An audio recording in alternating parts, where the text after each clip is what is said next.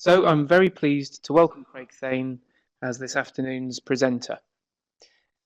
Co-author of Cambridge English in Power, Craig has been involved in ELT for 35 years.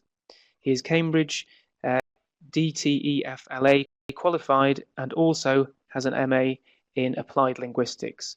He has worked as a teacher and a teacher trainer in many different countries, including England, Italy, Egypt, Sweden, and New Zealand.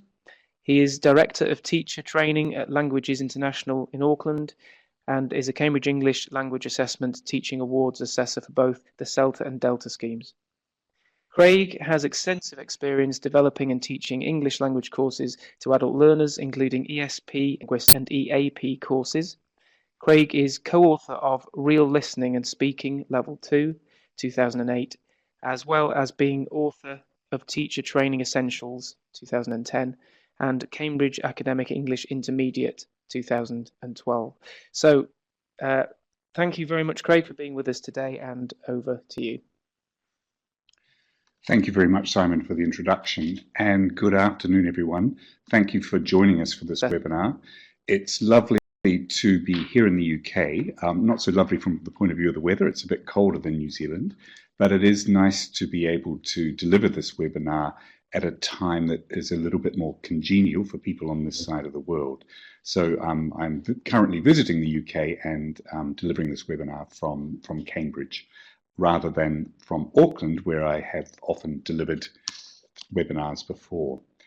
So what I want to look at today is EAP and language, and what it is that learners actually want as far as language is concerned when they're studying on EAP, English for Academic Purposes, courses. In the webinar, what we're going to do is look at a little bit of research which looks or discusses learners' language needs in EAP. Then we're going to look at some examples of the kind of language that they can study, just one or two examples. And we'll also look at how they can focus on this language. So I'm going to look at a kind of a generic kind of methodology that is useful when you want to focus on language in EAP courses. But let's start, first of all, with a research study that was conducted in 2010 in Hong Kong. This research I found very, very interesting because it focuses not on EAP learners, but it focuses on people who have done an EAP program, they've studied on that, and then they've moved into the mainstream, into academic study as undergraduates or maybe postgraduates. And this study was conducted at Hong Kong Polytechnic University. What they did is they focused quite intensively on 28 undergraduates, but they also sent out a questionnaire, a survey to over 3,000 first-year learners. And when I say learners, not first-year EAP learners, but first-year learners at a university. So it was quite a comprehensive, quite a comprehensive study that looked at what learners want. So during the course of the webinar, I've got 2 or 3 tasks for you to do. They're not too difficult, and they're kind of typical of this one here, where you are asked to predict. So when the researchers looked at the data, at what the students were saying, not what they were saying, not what the researchers were saying, but what the students themselves were saying, they were talking about their language needs when they were studying on undergraduate programs. So these are the needs, the 6 needs that they highlighted in terms of productive skills for both speaking and writing. What I would like you to do is see if you can predict which of the speaking needs you thought that the students thought were most important and which were least important. So rank them from 1 to 3, and then do the same thing with the writing needs. Can you link them? Can you rank them from 1 to 3, from 1 being most important, the greatest need that they had, to the least important? And remember, these needs are not EAP learners, but students who are actually studying their subjects on undergraduate programs at a university. So I'll just pause a little bit. I can see people are typing, and to see what you think, what their needs could be, their greatest needs. So it says multiple attendees are typing. So yes, it's going to take a little bit. So just try and perhaps abbreviate it to pronunciation, grammar, communication, and then in terms of writing, linking, style, grammar. So you don't need to write the whole phrase.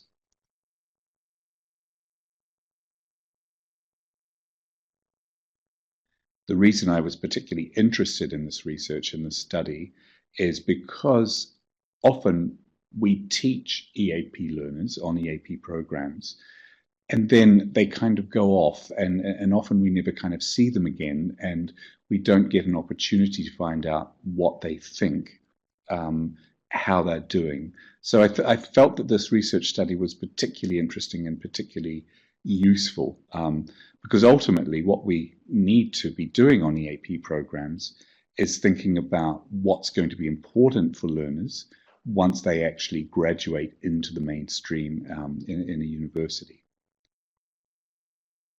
So it's obviously taking a while for this data to arrive.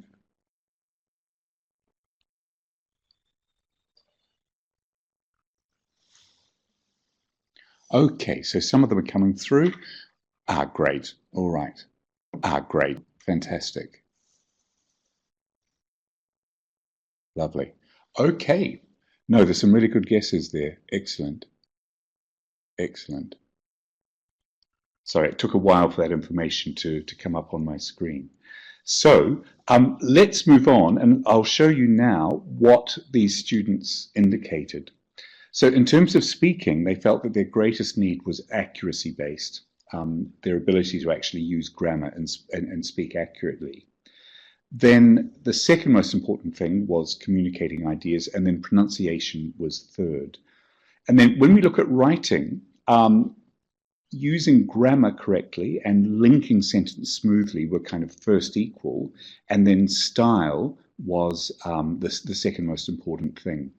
But what's interesting, what's interesting in terms of the writing is you could actually argue that linking sentence smoothly is actually a feature of grammar.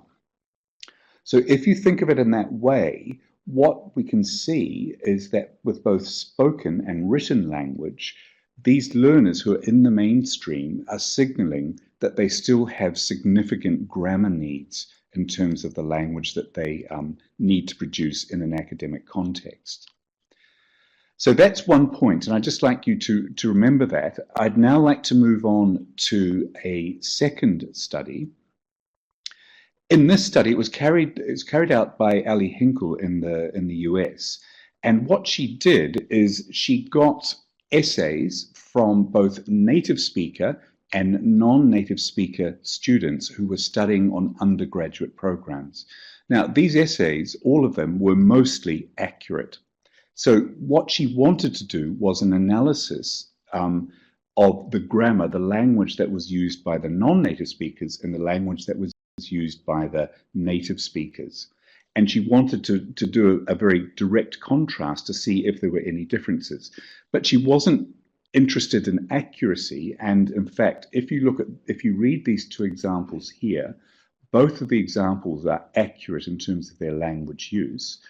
What I'd like you to do is just quickly read them and decide which example do you think was written by a student whose first language is not English, and which example was written by someone who is a native speaker of English. And maybe also just have a think about the language features. Okay, so we're getting some results. People are typing.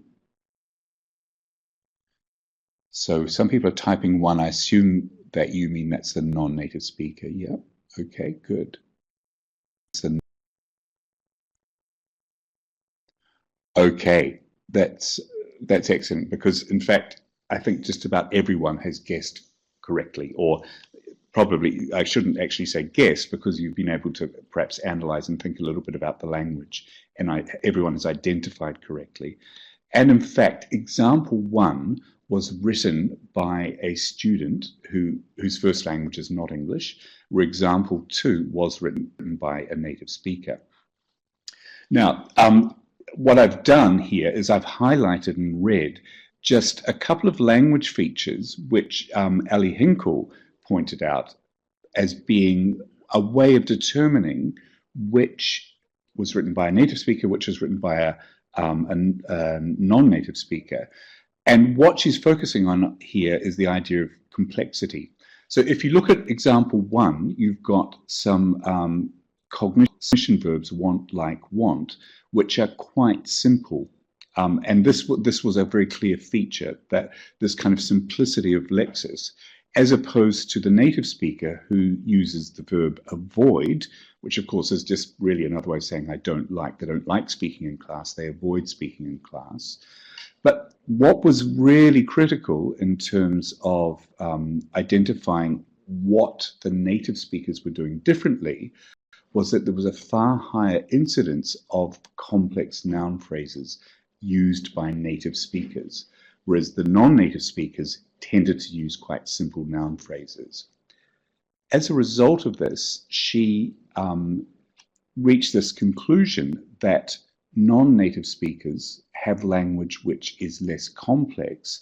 And what she found interesting, as she says in this particular quote, is the fact that despite the fact that these non-native speakers had for a year been getting constant exposure to academic texts, they were reading academic texts all the time because they were actually studying on undergraduate programs. Despite this exposure, this constant exposure over quite a long period of time, their language, in fact, hadn't become more complex and hadn't become complex in the way that the native speaker language was complex.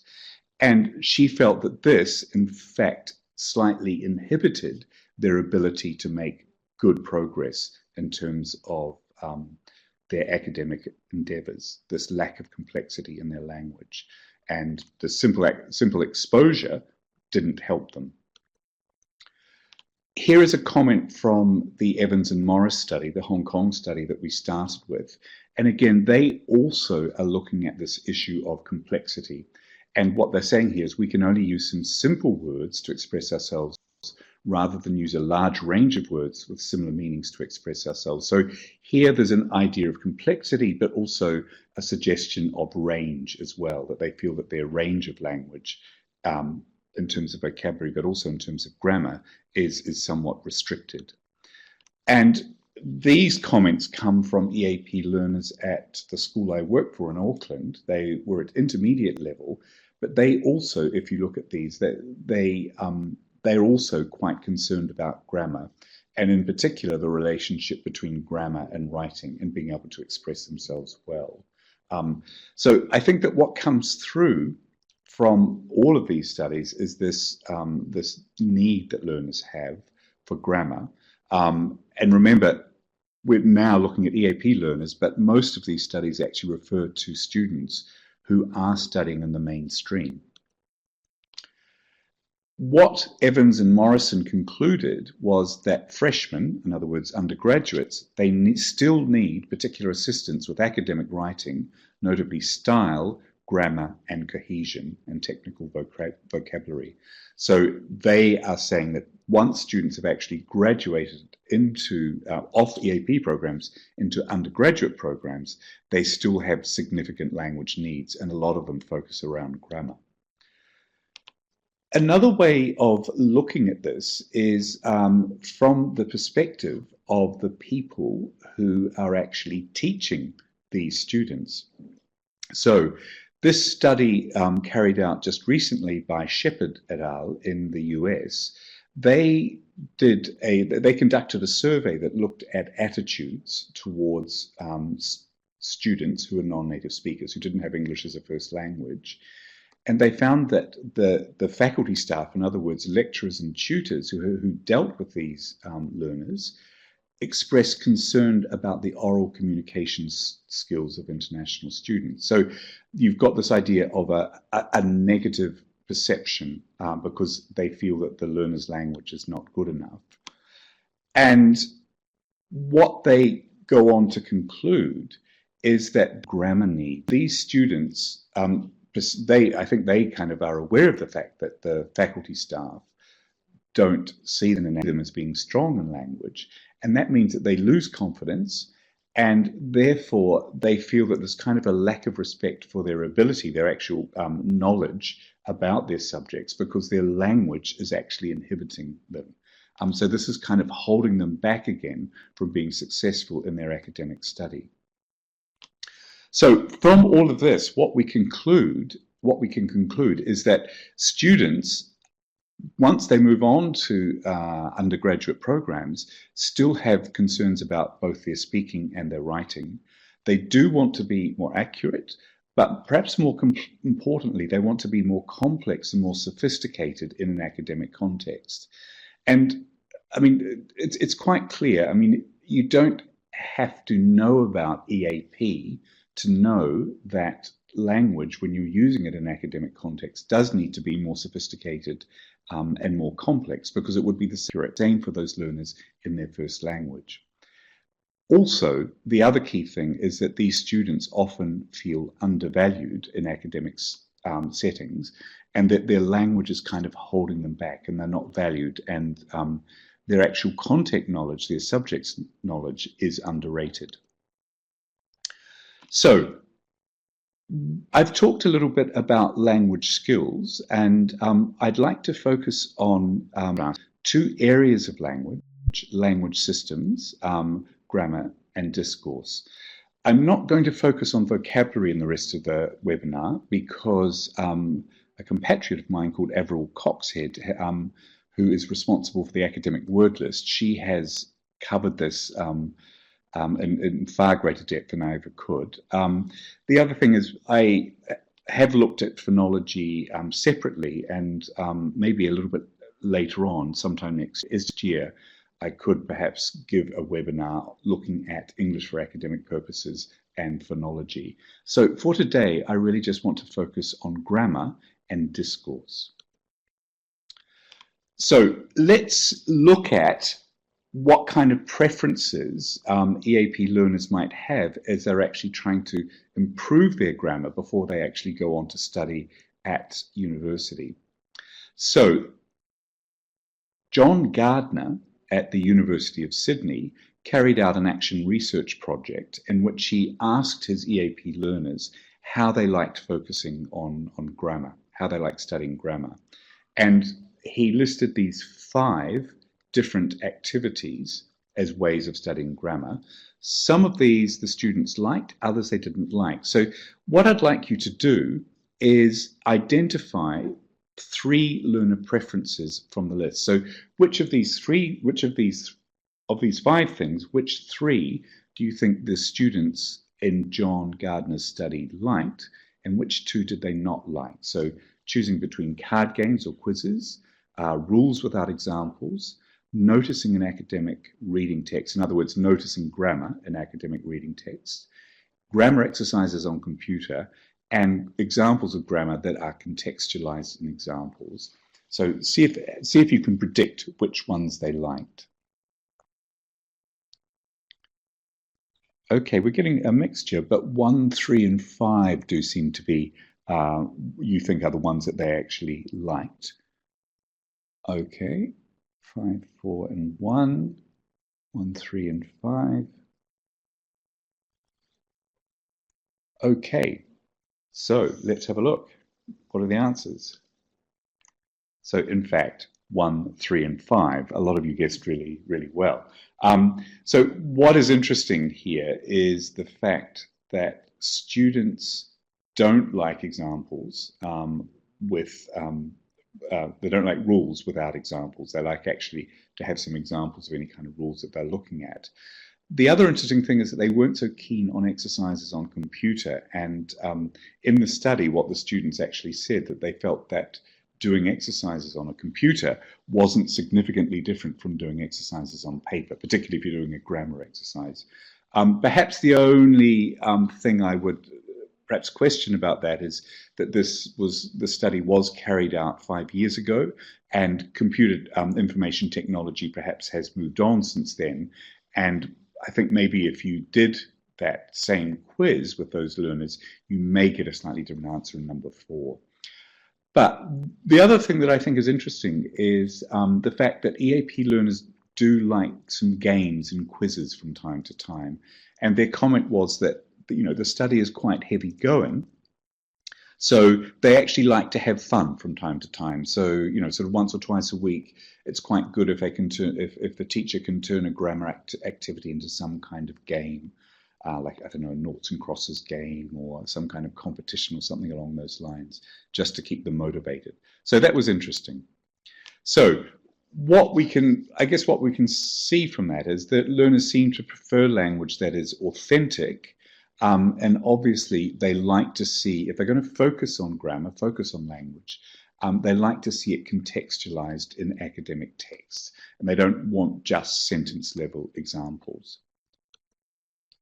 So what I'm going to show you, this is an example from the Cambridge Academic English course of a text that is used. It's used at B1 level.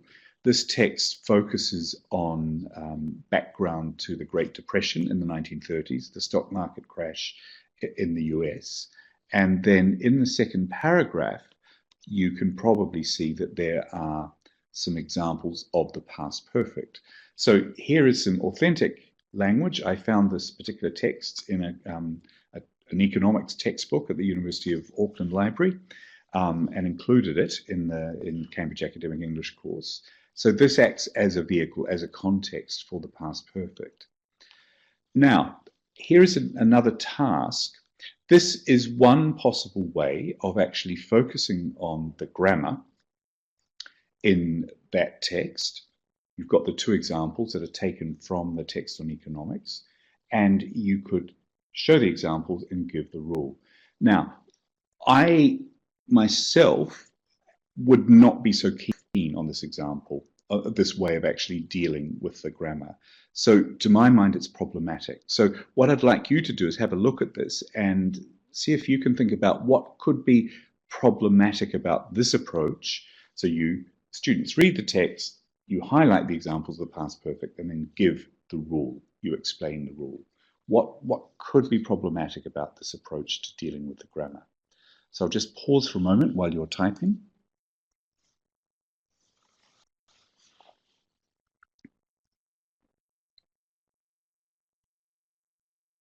So this will require, I guess, a slightly longer answer. So we'll just wait a minute or two, because also you do need to process the information.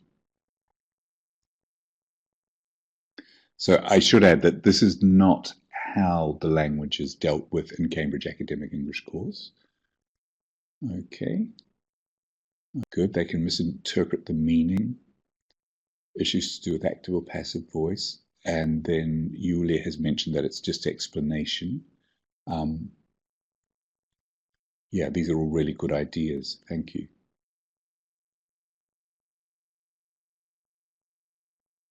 Yes, with an output with the grammar rule. Good, no examples. So lack of variety of forms. And then Jen is saying no noticing involved. And yes, so you're beginning to suggest things like timeline. So in effect, yes. I think one of the issues here is the fact that in this particular activity, there's no real sort of questioning or timeline. There's no way of actually looking at grammatical meaning so that students think about it. So to my mind, this is a little bit like just writing examples of grammar on the whiteboard, and then the teacher explains the rules. So it's what I call chalk and talk teaching, but here it's chalk and talk teaching on paper. And it doesn't really get the students thinking about the language, and it doesn't get them to explore the language in sufficient detail. It's not very student-centered. So my preference would be to get students to notice this language in context in such a way that you, the teacher, being directive and clear about it, but also you scaffold. So you introduce them to the past perfect in a gradual way rather than just giving them the rule exactly, so giving the rule immediately. The other thing is that obviously it's preferable if you can be slightly more learner-centered about the way you actually deal with the language. So this is what I mean by directive and scaffolded. So first of all, in exercise A, the task there looks at the general kind of time reference that's going on in the text, because when you're looking at the past perfect, obviously that's very, very important. Then in task B, you look at the specific examples and then you begin to match them up to much more specific time periods. And again, this is important with the past perfect. Then you move on to look in exercise C about whether you're dealing with single events or repeated events. So in effect, you've got a much more extensive exploration of the meaning of the past perfect and the way that it's actually used in the academic text. Then finally, in 4.2a, you look at the form. And then finally, in 4.2b, you come to a kind of a rule, a grammatical rule, similar to the one that we saw in the kind of the so-called bad example. But even then, you're getting students to think, because the rule has got gaps in it, so they have to think about what words make sense in terms of coming up with a grammatical rule. So this is what I mean by scaffolded. So you're going through a series of activities of focusing on meaning in a much more gradual way, step by step, before you actually arrive at the grammar rule. So students have actually explored the language a little bit more, they've thought about it a little bit more, and it's not just been the teacher giving them a rule. So that's what I mean by directed and directive, scaffolded, and also more learner-centered. Then just another sort of noticing activity beyond that, where they are given examples from the academic corpus, the Cambridge academic corpus, and all of these examples have got had in them, and students have to identify whether the had is working just as a verb on its own or whether it's part of the past perfect. So this is just a small re-emphasis of identifying form, but again, the language is in context because these examples come from the corpus. So one thing to think about, and this is certainly a challenge when I'm teaching EAP with my students in Auckland, is the fact that we have got the examples from an economics textbook, but then often my students are not going on to study business or economics. They might want to study geography at university, or they might want to go on to become a doctor, or they might want to become a sociologist. So this, I think, is one of the challenges that we have as EAP students, is the fact that we have learners who want to go on and study different academic disciplines. So if we just think about the past perfect for a moment, other possible contexts for the past perfect are a biology case study report, an engineering report, a historiographical analysis, or a medical diagnosis. So we've got these different contexts in which the past perfect could actually occur. So what I just want to show you is just a suggestion of how you can deal with this tension. If you've got students from different disciplines in the class, having done the language analysis, you could give them a reflection task like the one below and get them to think of texts associated with their subject. So get them to think about whether the past perfect might be used in those texts, and then get them to think about what kinds of texts, whether they would be articles, reports, essays, whatever. And if they think that the past perfect would not be used in any writing associated with their discipline, they could then maybe think about why not. And you could put students in pairs, do different disciplines, and they could talk about the kinds of texts and the kind of language that is used with their discipline.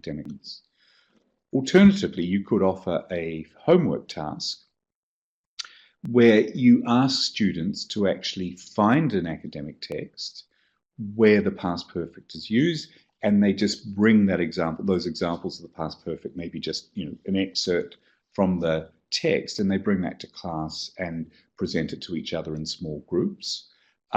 Or they find a typical text associated with their subject, and then they work out why it's not necessary to use the past perfect. So even if they're not even if they're looking at examples which don't include the past perfect, they're still thinking about that language point and why it is and isn't useful for them. But they're also beginning to think more broadly about grammar and how it's used as far as their discipline is concerned.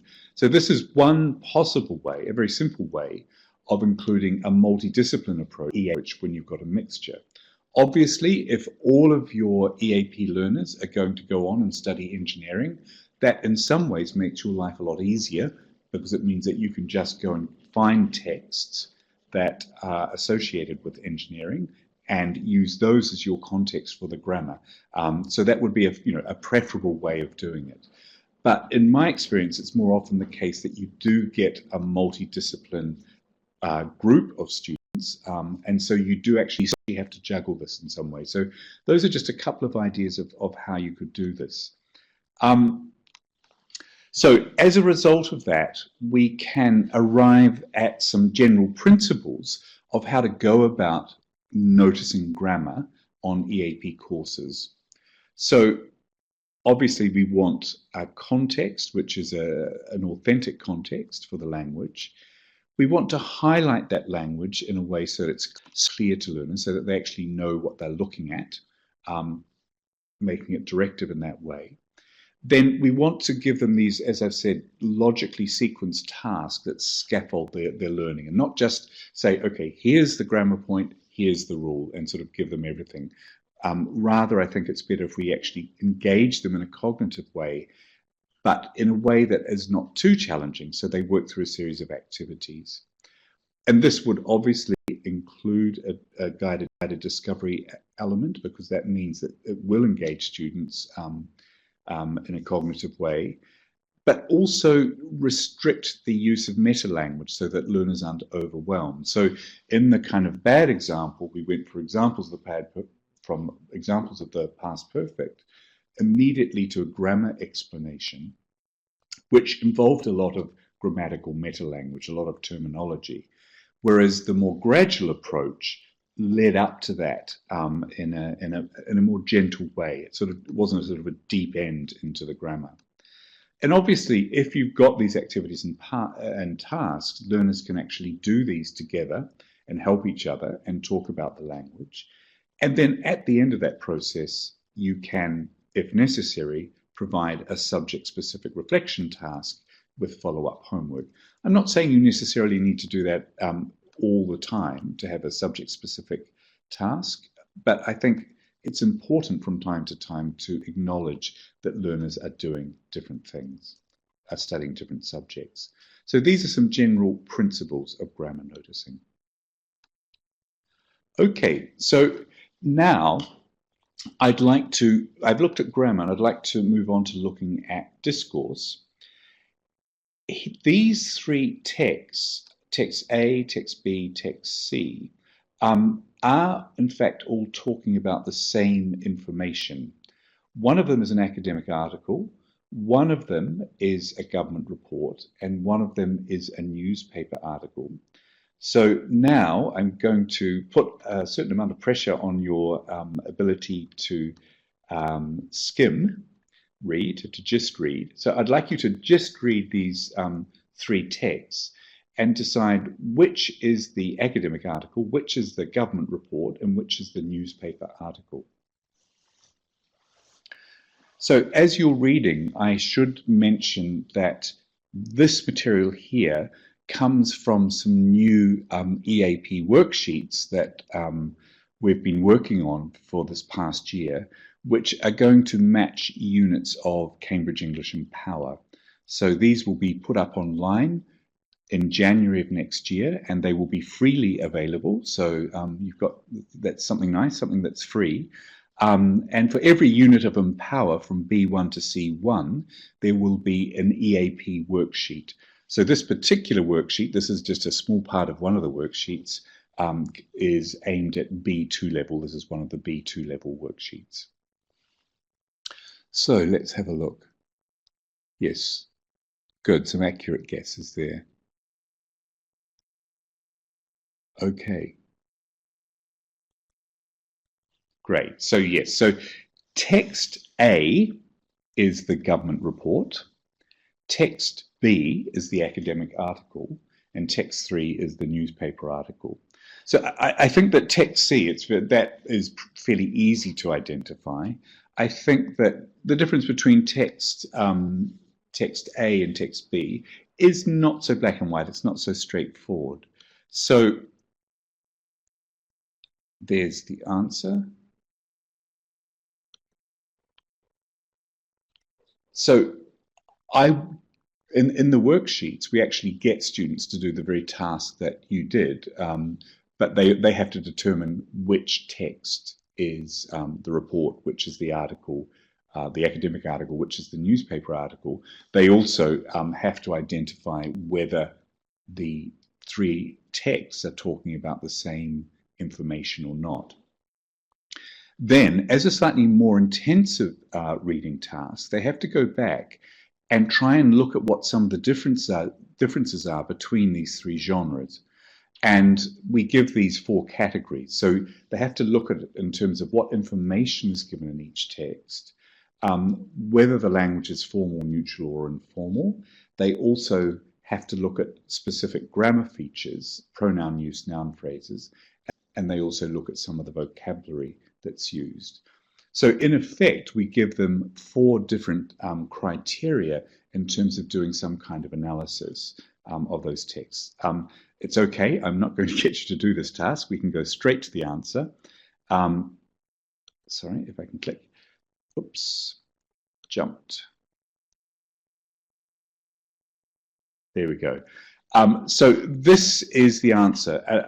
It's very sort of detailed, so don't try and read it or indeed try and copy it, because remember that these worksheets will be freely available online in January, and the worksheets will have teaching notes and the answer key. So if you're interested in finding out about this material, have a look at the B2 level Empower worksheets. But what it's looking at a range of different grammar points. It's looking at the way that the information is outlined in each text, and it's also looking at particular use of vocabulary, etc., etc., etc. I think there may be one or two formatting issues with this particular slide. As often happens when you put things into slides, they can go a little bit awry, but that's okay. But as I said, you can actually find this material as from January onwards. It will be available on the Cambridge English Empower website. There'll be a special section for these EAP worksheets with the teacher's keys. So in terms of doing this kind of genre analysis with EAP, here are some guidelines which I think are useful, or some ideas for how you can go about this, even if you don't use this material and you want to use your own material.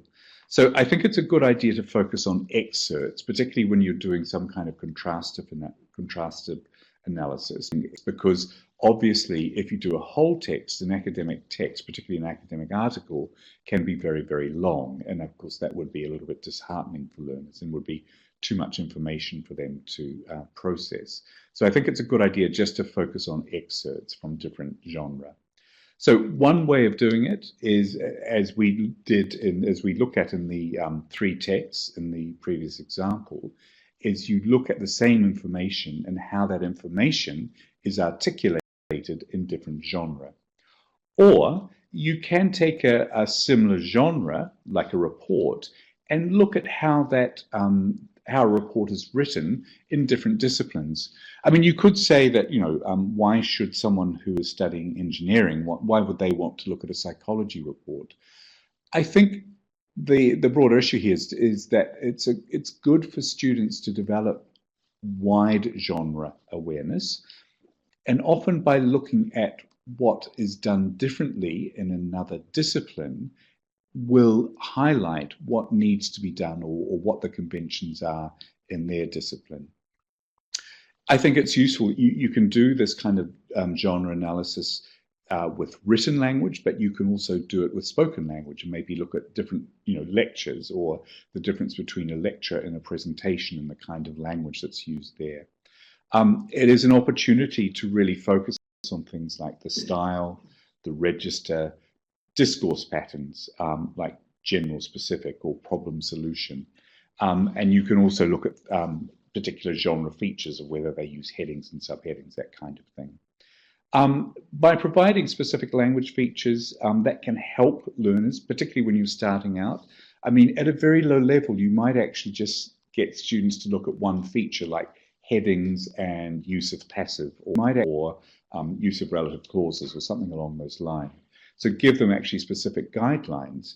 And then as students gain more experience doing this, you can move to what I would call a more open-ended approach and just say, okay, what do you notice about the difference between the two?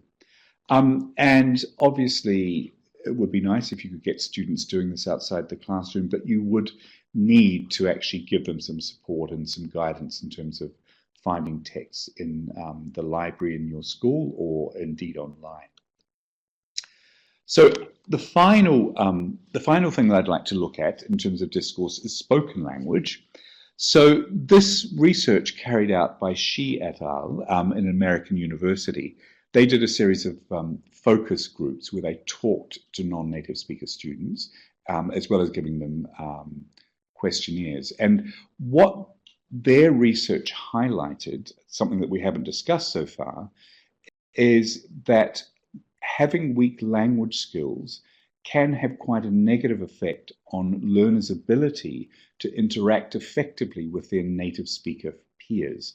So it's difficult for them to work with their native speaker peers in the classroom, but also it becomes difficult with them to form relationships outside the classroom and become friends and, maybe get support or help or work together on activities together when they're not in lectures and tutorials.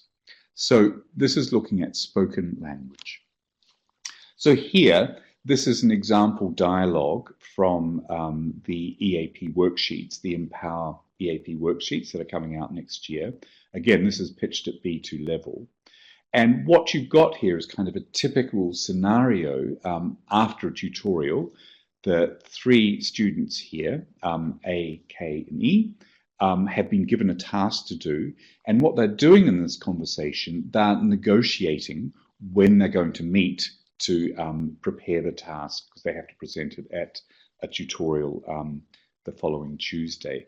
And it's that typical scenario where one student wants to get things done very quickly, whereas the other student has got more study commitments, someone who wants to work at the weekend, another person who doesn't want to work at the weekend. So you've got all these kind of competing agendas, which is kind of, it happens when you're at university, when you have to work in groups. So the language that we can extract from this is language of agreement and consensus, where you whether you have to agree or disagree, ask for consensus and try and reach for consensus. So I've just given you 4 different examples of each of these functional components of this, this particular language. So this language is quite important for students. It supports effective communication. So they need to understand typical phrases, because something like "that settles it" is a slightly different way of saying "I agree" or "we have now agreed." So we need to look at a range of phrases that they might hear, and also if they're able to use phrases like that, they're going to maybe sound a little bit more natural and a little bit more fluent.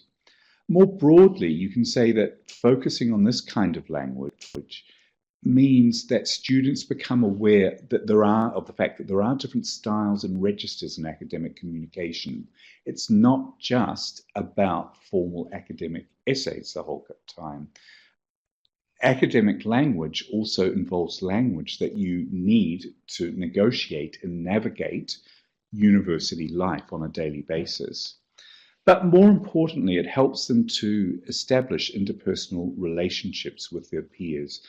And some of the studies, the Shi and al study and also the Shepherd study, mention the fact that non-native speaker students in a university setting often feel quite marginalized and to a degree lonely. So a focus on this language can actually help this interpersonal dimension of university life. So how can we go about it? Here's just some examples taken from the Empower EAP worksheets. So students have listened to the whole conversation, they've understood it, etc. And then when we come to focus on some of the actual exponents that are used, you've got this minimal pair distinction. So in all of these 12 sentences, there are 2 words in italics. Either of them actually are fine, they're correct. Students have to listen to them and they have to decide which one the speaker is actually saying. So as well as focusing on the spoken language, this is also very good for developing learners' bottom-up listening skills, listening for which word is actually used in each example. Then beyond that, we move to some kind of controlled language, language practice, written practice in this case. The key thing is here that it's presented in the form of a dialogue and not just individual isolated examples. So I think that, again, this idea of context is really important when you're focusing on spoken language.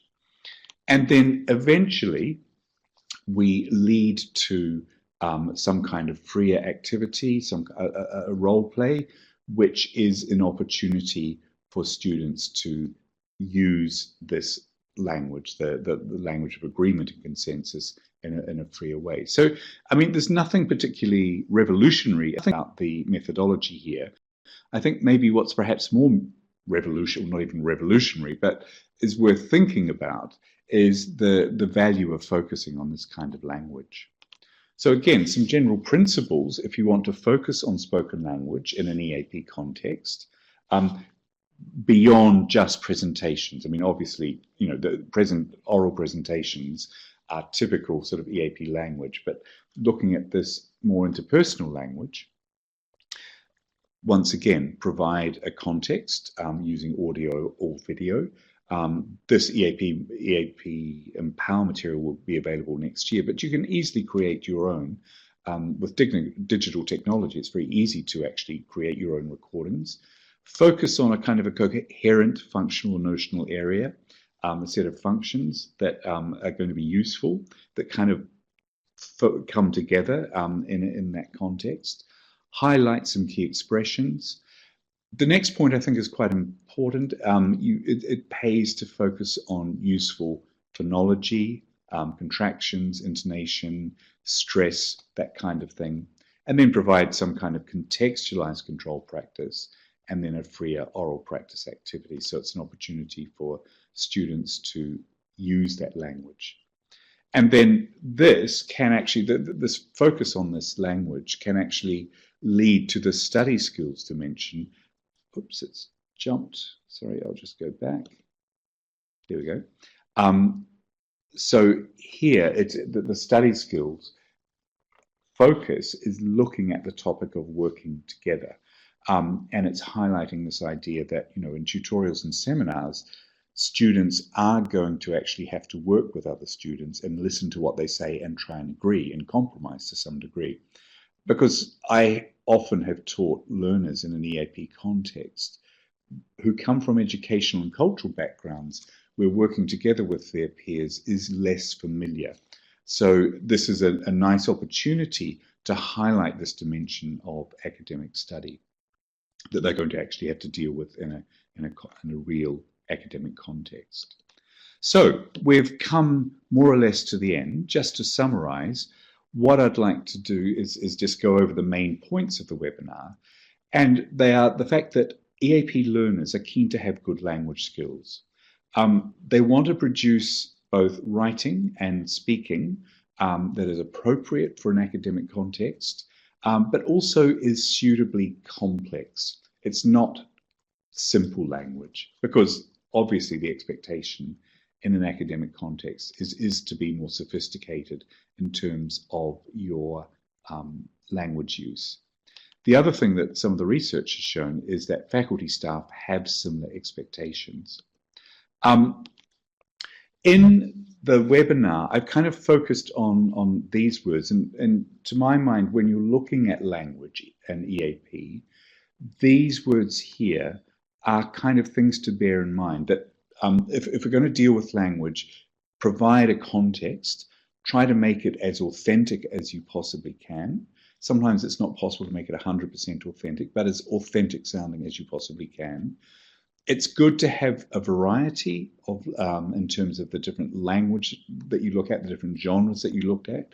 It's good to be directive. When I say directive, what I mean is it's just good to be clear about what it is you're actually focusing on. Okay, we're focusing on grammar. What is the actual grammar point? Or we're focusing on genre and we're looking at these two specific features of genre. This idea of scaffolding, of doing things in a logical step-by-step way, so that you're not giving students too much information too soon. And that means obviously that there's going to be a kind of a discovery element where students are actually trying to work things out for themselves, which obviously means that the focus on language will be more learner-centered, with the eventual aim, you hope, that this will lead to learner independence.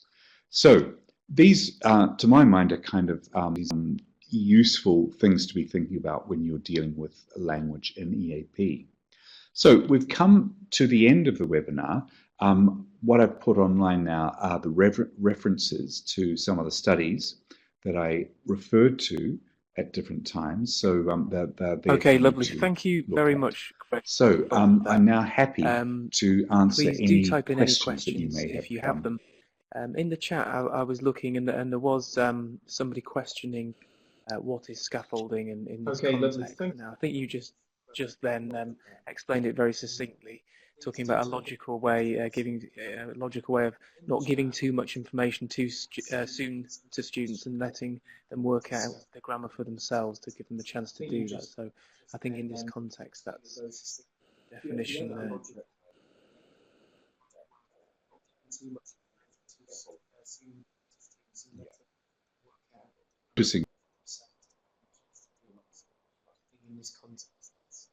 Good. The other thing I'd say there is that if you're going to scaffold things, it's also making it manageable for students, so they're not being sort of thrust into having to do something too difficult. Here, so that's the other dimension, I think, to scaffolding, beyond this complex gradual noun step-by-step approach, which makes it manageable for students. So a series of tasks or questions. One question here. Beyond complex noun phrases, have you found any? There's a lot of grammar that they struggle with. I mean, things like passive is often, for a lot of nationalities, that a lot of first language groups, trying to manage the passive correctly and appropriately. Cohesion in text, so referring back and forward, knowing which pronoun you can use, what it can refer to, how explicit you need to be in terms of the referent. These things are often difficult. Tenses often are less problematic because we do use tenses in academic language, but maybe not to quite so large a degree. But the reason that a lot of course books focus on noun phrases is that in academic language, they are often very, very complex, and they are one of the signifiers, or one of the, I should say, strong features of academic language, because what we tend to do in academic writing is we squash a lot of concepts into the one noun phrase, and we put adjectives before the main noun. Then we'll have some kind of post modification using prepositions or maybe even a relative clause or something along those lines. So all of these things mean that there is a kind of a density of information. So I mean, each noun, particularly if we have like two nouns put together in a noun phrase, each of those nouns signals an idea. So when it comes to actually reading academic text, which is often got these densely packed noun phrases in it, it's why it's quite difficult to read and quite hard to understand, because you've got lots of information squashed into a kind of a smaller stretch of language. Thank you. So this is why now, and this obviously is knowing what so surely students should be focusing is on not easy. producing So clear and precise language that conveys focused complex on, ideas, in rather than academic producing complex language so that we sound academic.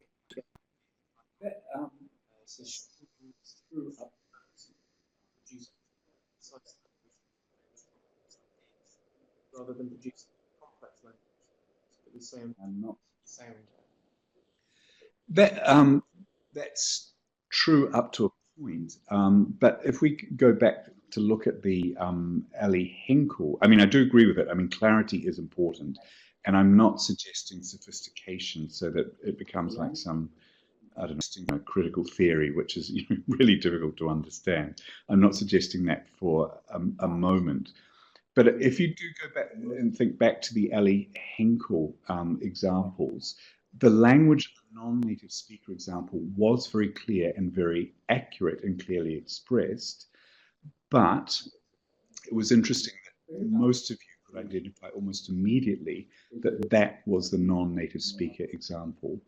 And it's interesting that the learners themselves want a degree of complexity. I mean, the thing about complexity and sophistication is that it means that you've got another way of expressing an idea. And one of the challenges that learners often experience is, for example, paraphrasing. I mean, I've had learners on EAP courses at my school when you sort of say, okay, you have to summarize this and paraphrase it. And their frustration is palpable because they don't actually know how to restate the same idea again in the summing up, particularly when they're actually summing up information that they've read in the text, because they feel that idea was expressed very well by the original writer. They've already had to make that point once when they're in the body of the text, and they have to make the same point again in the summary of the text. And in order to actually do that effectively, you've got to actually have grammatical range, because you've got to express the same idea in a slightly different way. So that's really what I mean by complexity and sophistication, is the ability to manage grammar, that you can do that effectively. And actually, it's not easy. I think native speakers sometimes struggle with that. And do you feel that there is an appropriate level? I think two people have asked a similar question. Do you feel that there's an appropriate level at which to begin EAP, or do you think it's adaptable to any level? Do you feel not? Do you feel there is an? Do you think it's? I think that my personal preference is to not really get underway with EAP language until about B1 level. I think is sort of about the earliest. I think that A1 and A2 level, it's really just enough for learners to be focusing on general English language in and of itself, and developing a good level of ability and competence at that level, rather than try to bring in too much academic language. I mean, there is an argument for maybe teaching at A1 and A2 level and having slightly more serious topics, perhaps, with another point which EAP. Which but I think that before is about critical thinking, because we focused a lot on, for example, the arguments in essays and stuff. But I don't think you touched upon critical thinking in that, did you?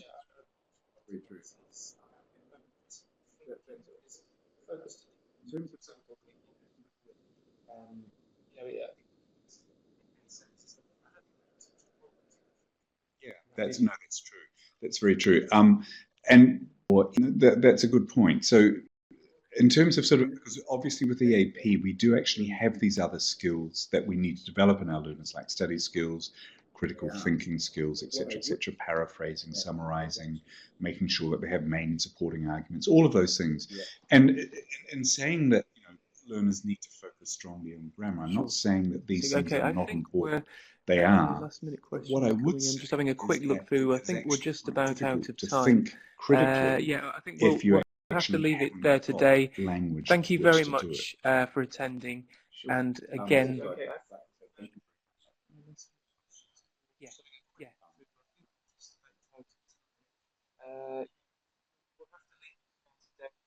thank you very much. Excellent. So don't forget to check our events page out questions. for They were really any good questions. upcoming webinars. And for And that, thank you you very can much for visit engaging the webinar and asking cambridge.org/ELT those events. questions.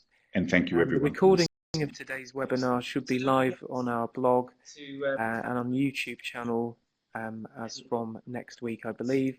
So a final thing is, please don't forget to download your certificates from the link on the screen. I think Jess has put that up a couple of times.